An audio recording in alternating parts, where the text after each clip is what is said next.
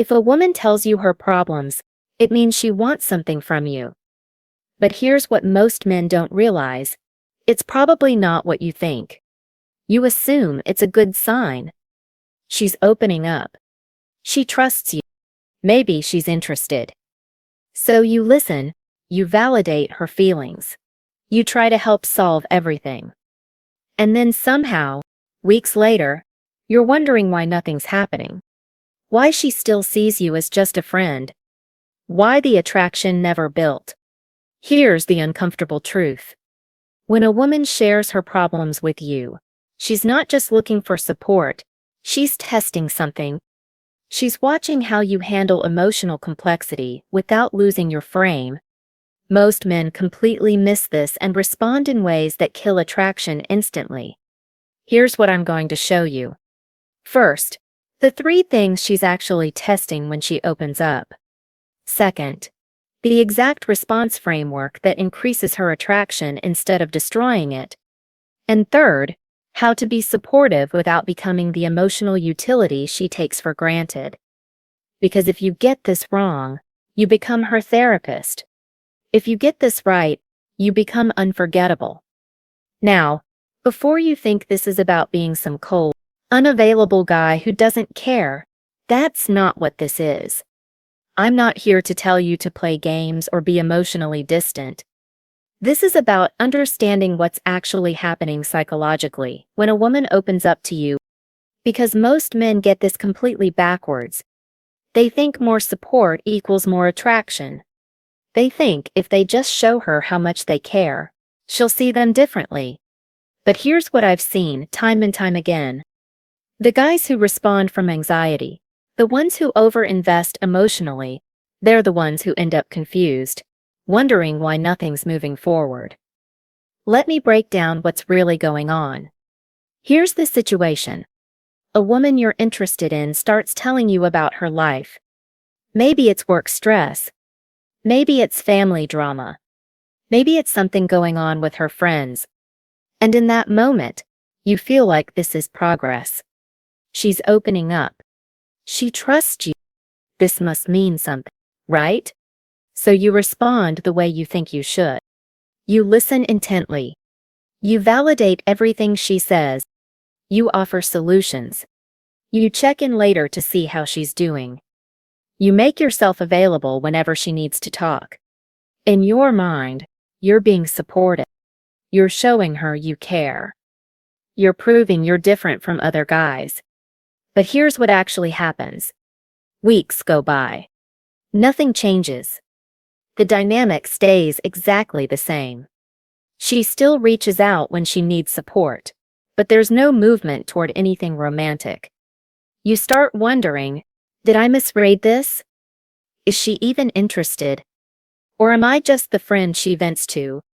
And the frustrating part is, you can't tell. Because she still texts you. She still shares things with you.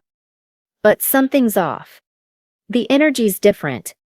And you're left confused, not knowing if you should pull back, push forward, or just keep doing what you're doing. Here's the problem most men don't see. When you respond to her problems by overinvesting emotionally, you're not building attraction. You're killing it. And the worst part, she doesn't even realize she's doing it to you. So here's exactly what I'm going to show you. First, the 3 things she's actually testing when she opens up to you, and why most men fail all 3 without realizing it. Second, the exact response framework that keeps you out of the friend zone while still being supportive. And third, how to maintain your frame so you become the guy she can't stop thinking about, not the guy she takes for granted. Stay with me on this. By the end, you'll know exactly what to do the next time she tells you her problems. Let's start with what's actually happening when she tells you her problems. Because it's not just about her needing to vent. There are 3 tests happening simultaneously, and most men don't even realize they're being evaluated. Test number 1. Emotional stability. She's watching to see if you stay grounded when she brings emotional complexity into the conversation. Can you handle her stress without panicking? Do you stay calm when she's upset? Or do you get more worried about her problem than she is? Here's what most men do. They match her energy or exceed it. She says work is stressful. And suddenly you're asking 20 questions, offering 10 solutions, and checking in constantly. She mentions a friend conflict, and you're more invested in resolving it than she is. That's failing the test. Because what she's looking for is someone who can hold space for her emotions without being consumed by them. Test number 2. Frame strength. When she shares a problem, she's watching to see if you maintain your own perspective, or if you just agree with everything she says. Do you have your own center, your own judgment? Or do you immediately validate everything without question? The guy who passes this test doesn't try to fix everything immediately. He listens, he understands, but he also offers a perspective that shows he's not just nodding along. He might say something like, "Sounds like she's projecting her own insecurity." Or, people like that usually act out when they feel threatened. Brief, grounded, not trying to rescue her, but showing he can see the situation clearly without getting pulled into the drama. Test number 3. Investment level. This is the big one. She's paying attention to whether she matters more to you than you matter to her. If you drop everything the moment she has a problem, if you're always available on demand, if you make her problems the center of your world, you've just shown her that your life isn't as important as hers. And attraction dies the moment that imbalance becomes clear. Now here's the distinction you need to understand. When a woman shares problems because she's romantically interested, she's testing your strength. She wants to see if you're the kind of man who can handle her world without losing himself in it. She's evaluating whether you're leadership material. But when a woman shares problems because she sees you as a friend, she's not testing anything. She's using you for validation and emotional support without caring whether you have your own perspective. You'll notice she shares, then disappears. She never asks what you think. She just wants you to agree. She doesn't reciprocate interest in your life. That's the friend zone pattern. So how do you know which one you're in? Green flags. She shares, then waits to see how you respond. She values your opinion. She asks about your life too. She treats your time as valuable. Red flags. She only reaches out when she needs support. She doesn't care about your perspective. She just wants validation. She takes without giving back. Now that you know what she's testing, let's talk about how most men fail these tests without realizing it. Because the mistakes are subtle, and they all come from the same place, responding from anxiety instead of strength. Mistake number 1. Emotional overinvestment. This is when you become more concerned about her problem than she is. She mentions work stress, and suddenly you're texting her throughout the day checking in. She talks about a friend situation, and you're strategizing solutions like it's your own crisis. You think you're being supportive, but what you're actually showing her is that you can't handle emotional complexity without making it about you proving how much you care. The problem? This reads as insecurity. It tells her that your emotional state depends on fixing her problems. That's not strength. That's neediness dressed up as support. Mistake number 2. Trying to fix everything immediately. When she shares a problem, you go straight into solution mode. You offer advice, suggest strategies, try to resolve everything right there. You think this shows competence, but here's what it actually communicates. You can't sit with uncomfortable emotions. You need to fix things because you're uncomfortable with the tension. High-value men don't rush to fix everything. They can hold space for complexity without needing to immediately resolve it. They understand that sometimes she's not looking for solutions. She's testing whether you can handle her bringing problems into your world without you falling apart or trying to control the situation. Mistake number 3. Validation-seeking language. This is the killer. Are you okay? Do you feel better? Is there anything I can do? Every one of these questions is you seeking reassurance that you're helping, that you're valuable to her, that she needs you. It's weak frame disguised as care. Compare that to a grounded response. That sounds frustrating. Simple acknowledgement. No questions about whether she's okay. No seeking validation that you're being helpful. Just presence without need. Mistake number 4. Making it about your connection. The moment you say, "I'm always here for you," or "you can talk to me anytime," you've just made her problem about proving your availability. That's desperate frame. It tells her you're so eager for connection that you'll drop everything to be her emotional support system. And the second she senses that friend zone, all 4 of these mistakes come from the same root. Responding from anxiety. You're worried about losing her, so you overinvest. You're worried about not being helpful, so you overfunction. And in trying to prove your value, you demonstrate the exact opposite. So if that's what not to do, what should you do instead? Here's the exact framework that keeps you out of the friend zone while still being supportive. Part 1.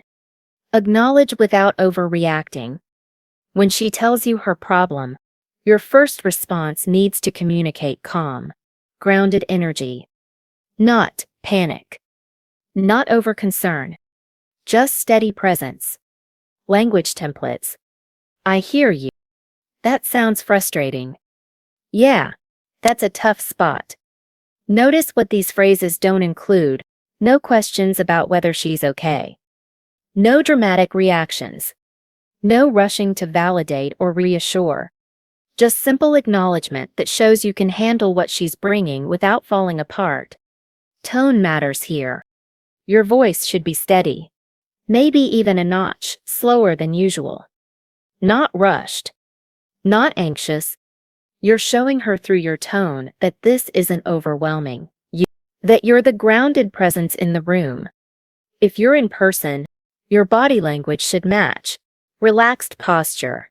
Maintained eye contact. No fidgeting or leaning in with worried energy. What not to say? "Oh my God, that's awful," or "that sounds terrible. Are you okay?" These are overreactions. They signal that you can't handle emotional complexity without matching or exceeding her intensity. That fails the emotional stability test. Part 2. Offer perspective without fixing. After you've acknowledged, pause for a second. Let there be a beat of silence. Then, if it feels natural, offer a brief perspective that shows you understand without trying to solve everything. Framework. 1 or 2 sentences that demonstrate emotional intelligence without rescuing. People like that usually act out when they feel insecure. Sounds like she's projecting her own stuff onto you. That situation probably says more about him than you. What this does, it shows you can see the bigger picture. You're not getting pulled into the drama, and you're not trying to fix everything immediately. You're offering a grounded perspective that helps her step back too. This passes the frame strength test. You have your own center, your own judgment. Timing.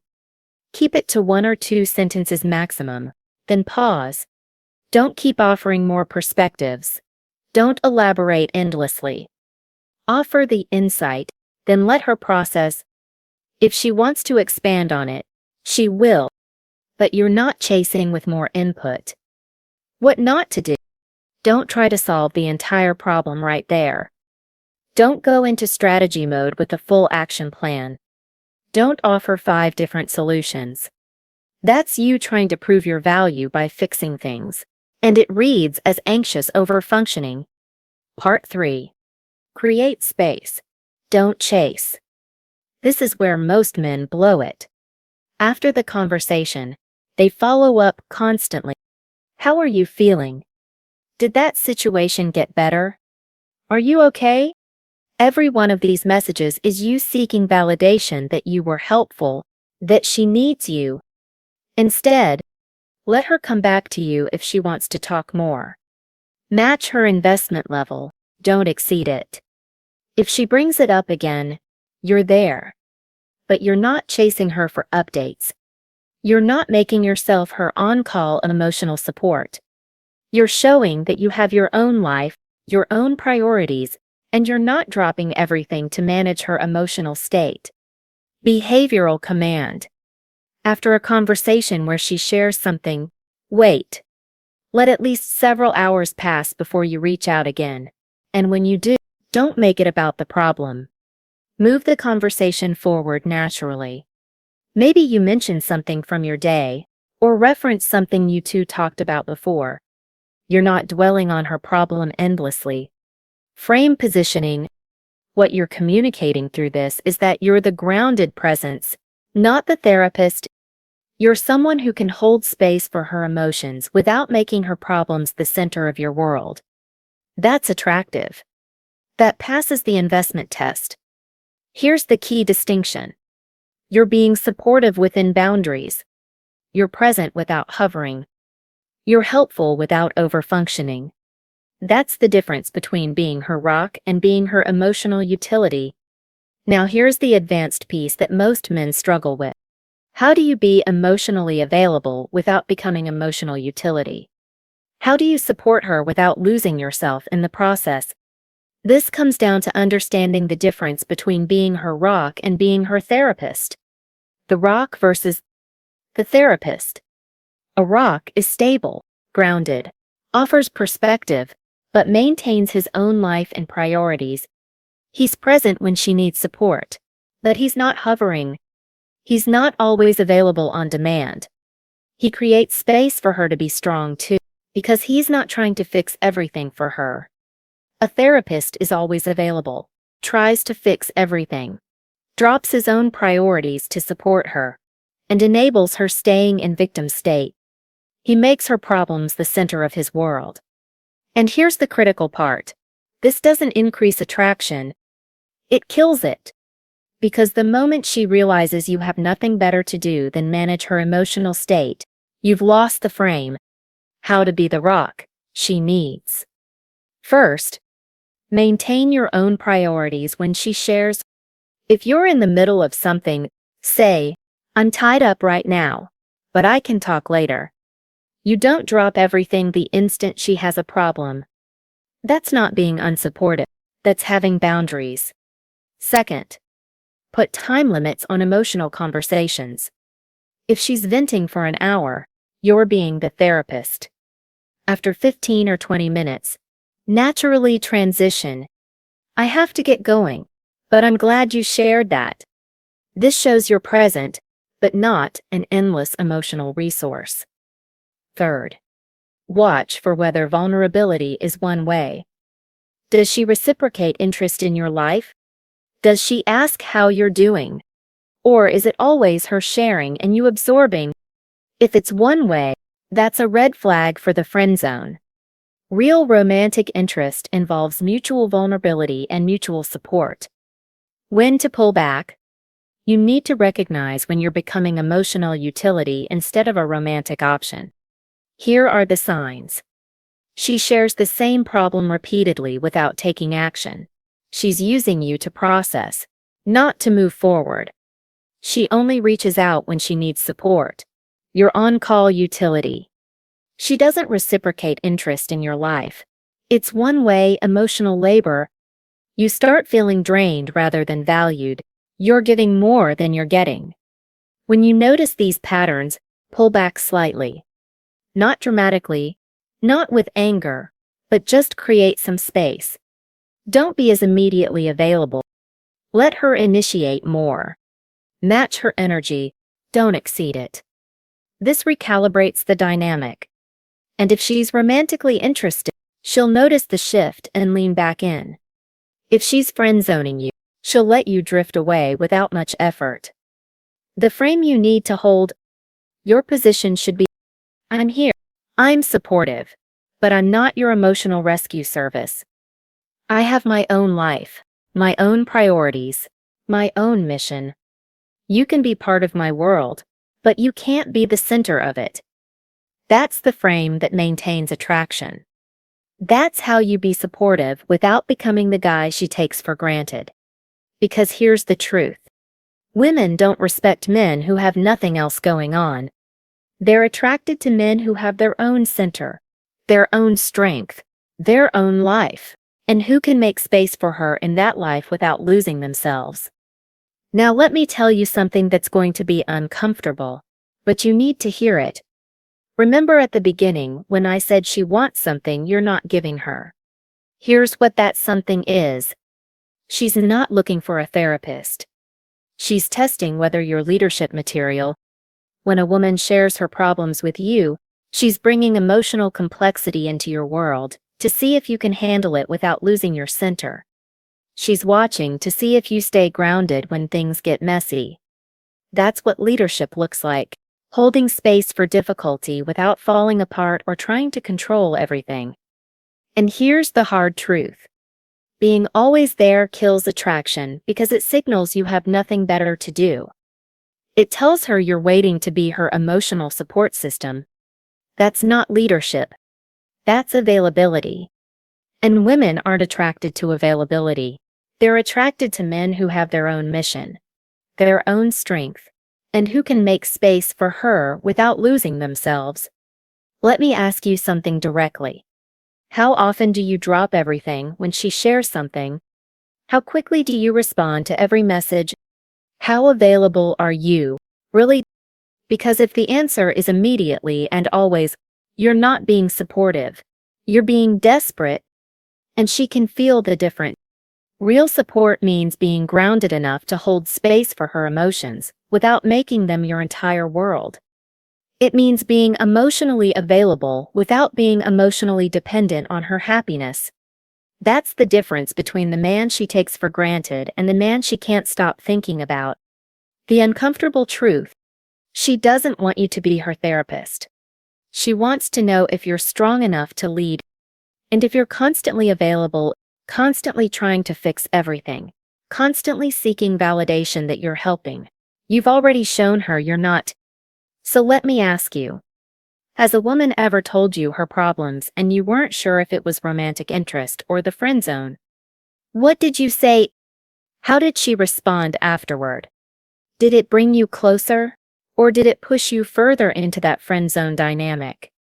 Drop your experience in the comments.